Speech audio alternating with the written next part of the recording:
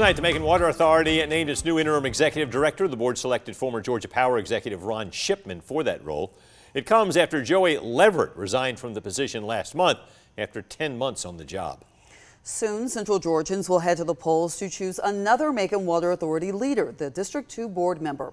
One of the candidates is Desmond Brown, who held the seat until March. That's when he stepped down to run for Water Authority chairman, as the board investigated him for possible state ethics violations.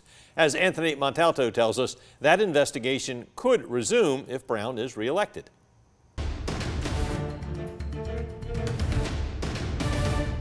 That happened about 8 months ago, and since then Brown has qualified for not one, but 2 Water Authority elections. But what happens if he wins the latest runoff, and how did we even get here? Let's talk about it. He approached her. She never approached him. That's how Deborah Little's family says Desmond Brown got in touch with their aunt. Her house is all that she really has, and that's her pride and joy. She needed roof repairs, and Brown said his company would do them. But after receiving a portion of the insurance money, y'all didn't do nothing. They say the work never got done, and Brown became distant.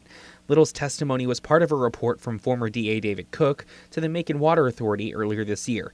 He says Brown took money from 2 women, possibly violating state ethics rules. He received insurance proceeds based on her claim, and according to what she provided, he did not complete the work that he was paid to do.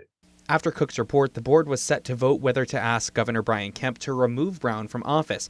But Brown stepped down so he could run for chair, and the investigation stopped. Now Cook says the board could decide to pick it back up if Brown is reelected. There's no guarantee that would happen.